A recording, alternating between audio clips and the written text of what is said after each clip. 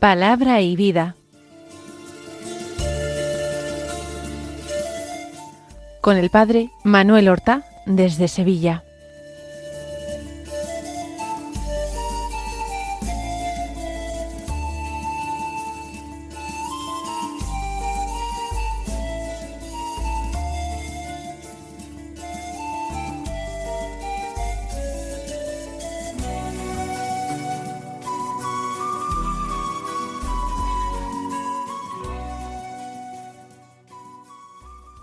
En el nombre del Padre, y del Hijo, y del Espíritu Santo. Amén. Alabados sean Jesús y María. Muy buenos días, queridos amigos, oyentes de Radio María y seguidores del programa Palabra y Vida.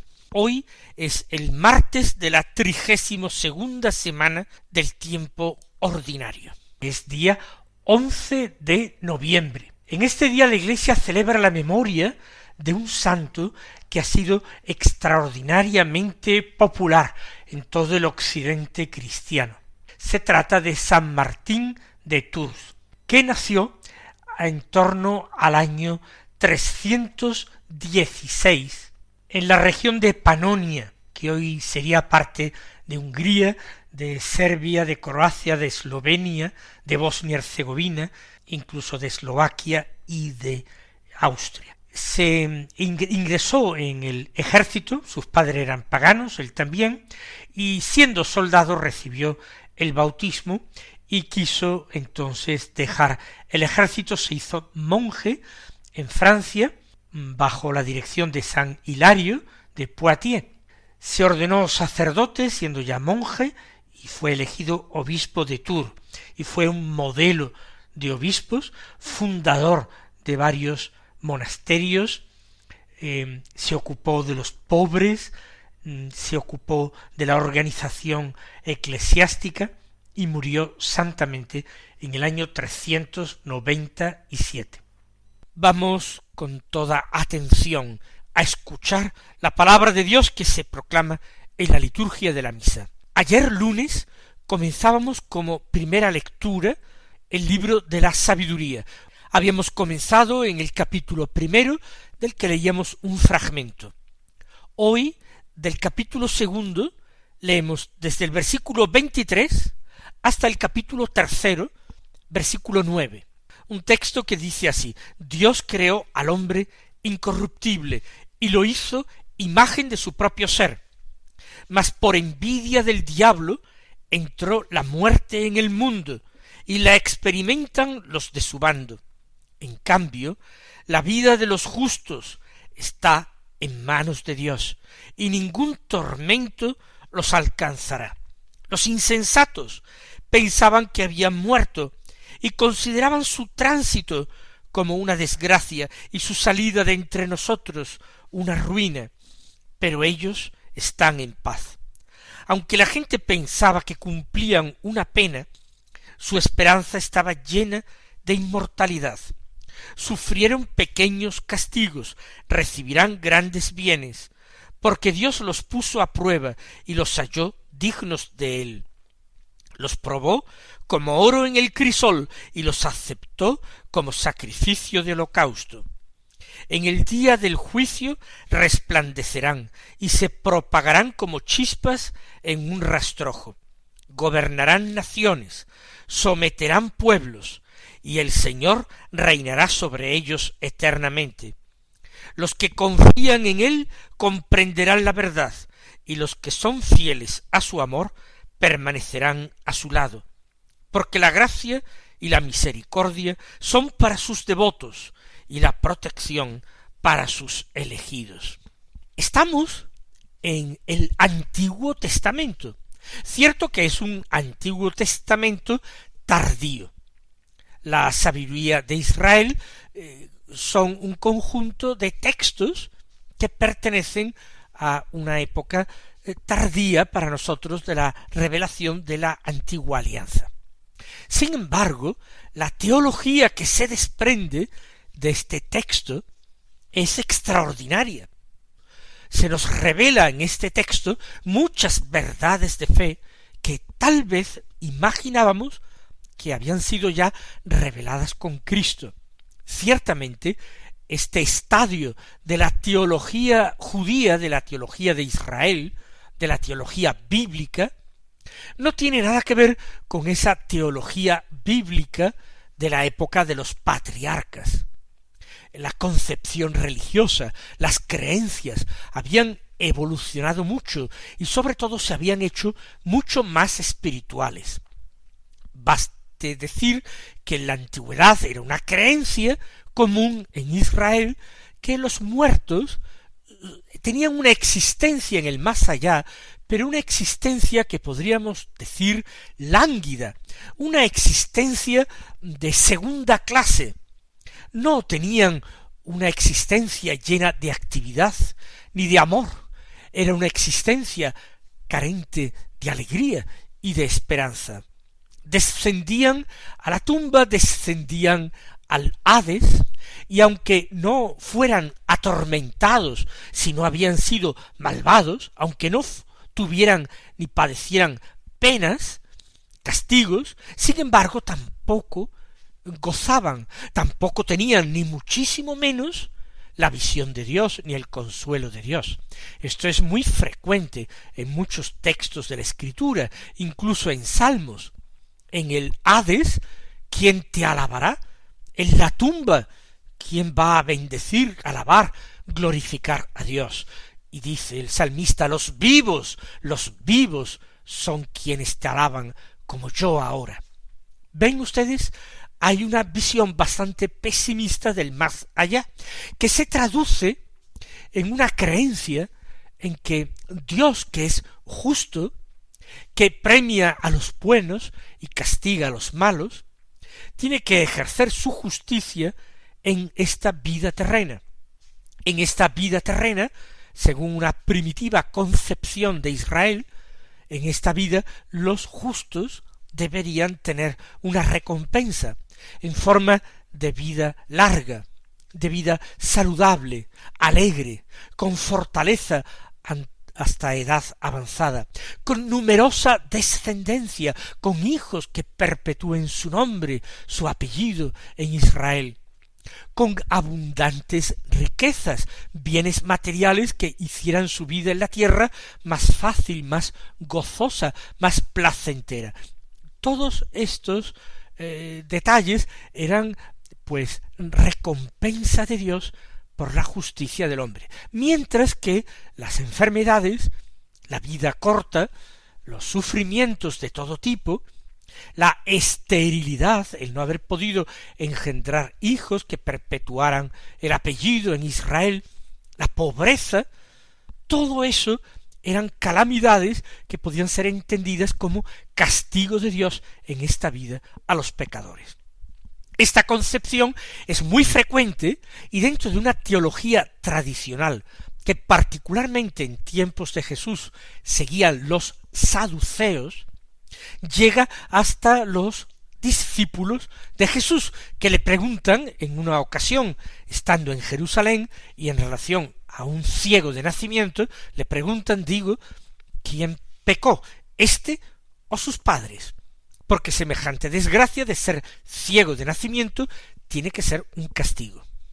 Como a veces no se encontraba en la vida de la persona que sufría cualquier calamidad, pobreza, enfermedad, desgracia, no se encontraba realmente un comportamiento inmoral, pecaminoso, entonces se acudía al expediente, ya que Dios tenía que ser justo, tenía que haber motivos, se acudía a que se trataba de un castigo para los padres de esta persona. El crimen de los padres se podía cargar sobre los hijos, lo cual resultaba más injusto, esta condena que no se debía a culpas propias, a responsabilidades personales. Pero ya digo, esta era la teología tradicional en tiempos de Jesús, llevada en tiempos de Jesús por el grupo de los saduceos. Sin embargo, la teología que triunfará, que se impondrá, es la del grupo mayoritario en tiempos de Jesús, el grupo de los fariseos, que independientemente de sus muchas contradicciones, de su mucha hipocresía y maldad, Sin embargo, defendían o promovían una teología y un concepto del más allá de tipo mucho más espiritual. Pues bien, este libro de la sabiduría nos introduce de lleno en este concepto espiritual del más allá. Dice, Dios creó al hombre incorruptible y lo hizo a imagen de su propio ser. Se está recordando lo que afirma el libro del Génesis, que Dios había creado al hombre a su imagen y semejanza. Hubo hasta errores doctrinales en la primitiva iglesia cristiana de concebir a un Dios con cuerpo material. Hubo incluso monjes, padres del desierto, que pensaron que Dios tenía un cuerpo físico, que Dios hablaba con una boca material, que Dios tenía un corazón semejante al del hombre, y por eso se afirmaba en la Biblia que Dios había creado al hombre a su imagen y semejanza, parecido a Dios. A nosotros ahora esto nos hace sonreír, pero estas creencias se dieron en cierto momento y fueron condenadas por la Iglesia. Dios creó al hombre incorruptible, como él lo era, dotado de un alma espiritual, que por tanto no podía corromperse, era inmortal, y lo hizo imagen de su propio ser. Pero por envidia del diablo entró la muerte en el mundo, y la experimentan los de su bando. Los de su bando son los pecadores. De nuevo, es lo que afirma el libro del Génesis. Se habla de la existencia de un pecado de los orígenes, de un pecado original que ha repercutido negativamente en los descendientes de Adán. El pecado del primer hombre fue debido a la envidia del diablo, que contemplaba la felicidad original del hombre en el paraíso y que lo tentó para que el hombre tampoco fuera feliz, como él mismo, el diablo, no era feliz. Y por el pecado del hombre entra la muerte, y el reinado del miedo, de la angustia, es el reino del pecado y de la muerte. En cambio, dice el autor sagrado, la vida de los justos está en manos de Dios y ningún tormento los alcanzará. Evidentemente el justo es que quien con la ayuda de la gracia de Dios, no por sus propias fuerzas, él solo, no solo con su propia voluntad, su propio raciocinio, sino con la ayuda de la gracia, trata de vivir según la voluntad de Dios, según los mandamientos. La vida de estos que orientan su vida a Dios en la fe, en el amor, la vida de estos está en manos de Dios, y no tienen que temer el castigo, el tormento. Los insensatos, es decir, los que desconocen a Dios, no quieren creer la revelación de Dios, se empeñan en vivir temerariamente en contra de sus mandamientos, estos insensatos pensaban que habían muerto. Los justos que mueren, se acabó, y si además era estéril y no tenía hijos, vaya desgracia, y si encima fue pobre o sufrió mucho en su enfermedad, ¿qué pasa entonces? Los insensatos pensaban que era una desgracia, un castigo, la muerte, su salida de entre nosotros, una ruina. Sin embargo, dice el Espíritu Santo, autor de este texto, más allá de su autor humano, que ellos están en paz. Se hace referencia a un destino de ultratumba, a una existencia en el más allá que está marcada por la paz. Y recuerden que la Escritura no deja de afirmar en muchas ocasiones que nuestro Dios, el Dios que se revela a los patriarcas, que se revela a Moisés, que se revela a los profetas y al rey David, es el Dios de la paz o el Señor de la paz. Aunque la gente, continúa, pensaba que cumplían una pena, su esperanza estaba llena de inmortalidad. La gente que no compartía esta visión que proclama el autor del libro de la sabiduría, la gente ignorante o la gente malvada, pensaban que cumplían una pena, que recibían una pena. Sin embargo, esos que morían así, con sufrimiento, con desgracia, según la opinión común de muchos hombres, tenían esperanza, vivían y morían en paz, porque llenos de esperanza aguardaban la inmortalidad como don de Dios, como gracia de Dios, que no todo terminaba en la tumba, que no todo terminaba en la muerte, que había un más allá de la vida, no de la muerte. Sufrieron pequeños castigos, recibirán grandes bienes. Pequeños castigos se refiere a las tribulaciones y sufrimientos de esta vida. Ese sufrimiento, esa contradicción, ese dolor, no hay ningún hombre que esté exento de él, ni justos ni pecadores. Nuestra vida está marcada por el dolor. Recordemos que todo esto es consecuencia del pecado de los orígenes. Por el pecado entra la muerte, y la compañía de la muerte y el preludio de la muerte es el sufrimiento. Se les llama castigos, pero se les llama pequeños castigos. ¿Por qué pequeños? Porque lo que se espera después es infinitamente más grande y deseable. Esto hace que el castigo parezca realmente pequeño. Recibirán grandes bienes porque Dios los puso a prueba y los halló dignos de él. Por tanto, esta vida terrena es un verdadero examen a que Dios somete a sus criaturas humanas. Dios pone a prueba a los hombres, pone a prueba su fe, pone a prueba la escucha de la palabra de Dios por parte de los hombres. En definitiva, eso es la fe, obediencia a la palabra de Dios. Por tanto, todos los sufrimientos, todas las contradicciones y sinsabores de la vida forman parte de ese examen, de esa prueba que Dios somete a los hombres. Y Dios puso a prueba a los justos y los halló dignos de él. Aprobaron el examen. Para Dios, estos merecen ahora los premios eternos, merecen el paraíso. Los probó, dice el libro de la sabiduría, como oro en el crisol. El oro se derrite en el crisol a altas temperaturas, se funde. ¿Para qué? Para separarlo de las impurezas, para separarlo de aquello que no es oro y dejar el oro puro. Por tanto, de la misma manera, así como un fuego ardiente se purifica el metal precioso, así en el fuego ardiente de la prueba se purifica el hombre, para que quede sólo lo que es puro, precioso, agradable a los ojos de Dios, amable para el corazón de Dios. Los probó a los justos como oro en el crisol, los aceptó como sacrificio de holocausto. En el sacrificio de holocausto, el israelita ofrecía a Dios una víctima, normalmente un animal, que se quemaba por completo. Holocausto viene del griego, holos, todos, completo, caustos, combustión, quemar. Holocausto es el sacrificio en que la víctima se quemaba por completo. Se compara la vida, la existencia del justo como un sacrificio de holocausto. Hay sufrimiento, hay muerte, como el de la víctima del sacrificio, pero todo eso culmina en que la víctima se convierte en humo agradable a Dios, que sube a la presencia de Dios.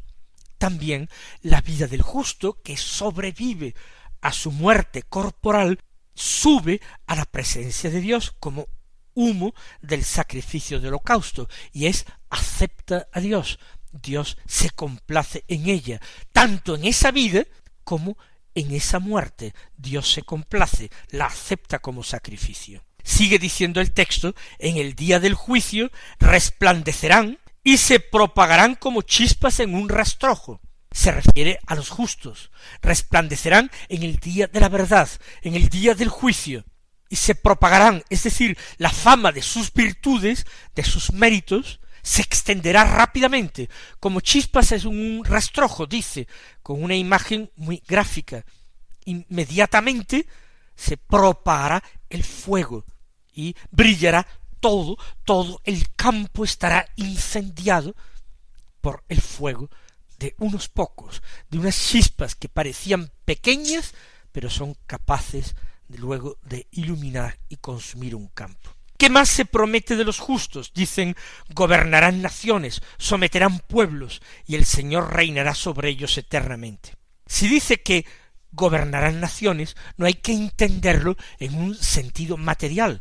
Ya hemos entendido que está hablando del más allá también, de la vida de ultratumba de los justos. ¿Por qué dicen gobernarán naciones? Nosotros lo entendemos mucho mejor a la luz del Evangelio y del Nuevo Testamento en general. Los que son de Cristo, los que viven con Cristo, para Cristo, reinarán con Cristo. Precisamente todo nuestro año litúrgico, que va poco a poco terminando, se encamina, como he dicho al principio del programa, hacia esa solemnidad de Cristo Rey del universo. Cristo ha de reinar hasta que sus enemigos sean puestos como estrado de sus pies. Y los que son de Cristo reinarán con Cristo. Si Cristo está, es una forma de hablar, una figura espiritual en su trono de Rey eterno y Señor universal, los suyos estarán allí donde esté Él. Si Él está en el trono para reinar, los suyos, los justos, estarán en el trono para juzgar. Por eso dice, gobernarán naciones, someterán pueblos, ejercerán un dominio real, un señorío, y el Señor reinará sobre ellos eternamente. Sigue diciendo el texto, los que confían en Él comprenderán la verdad. Es el amor y la fe sin límites en Él lo que nos permite acercarnos a la comprensión de su voluntad, a la comprensión de su palabra, y en un sentido muy concreto y próximo para nosotros, a la comprensión de la Sagrada Escritura. Los que confían en Él, los que ponen sus vidas en manos de Dios, esos comprenderán la verdad, comprenderán el secreto profundo de las Escrituras.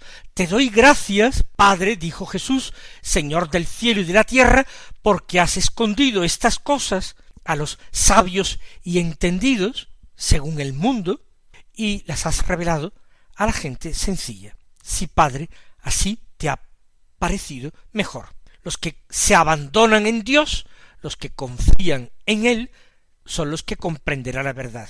Los que son fieles a su amor son los que permanecerán a su lado. ¿Por qué? Porque la gracia y la misericordia son para sus devotos y la protección para sus elegidos. ¿Qué quiere decir esto? Que Dios valora la fidelidad.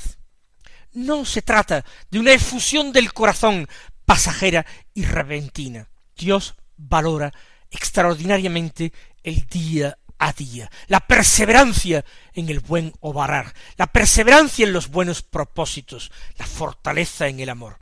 Esos son los que permanecerán a su lado. ¿Por qué? Porque la gracia y la misericordia Él las reserva para quienes son así, para los que son sus devotos, en el perfecto sentido de esta palabra devoto, los que le son entregados, los que están entregados a Él. Y la protección es para sus elegidos. Y queridos hermanos, que todos nosotros formemos parte de este grupo de sus elegidos y devotos. El Señor os colme de bendiciones y hasta mañana si Dios quiere.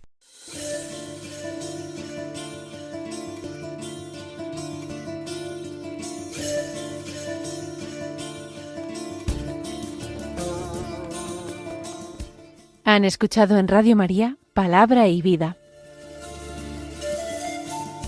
un programa que dirige el Padre Manuel Horta.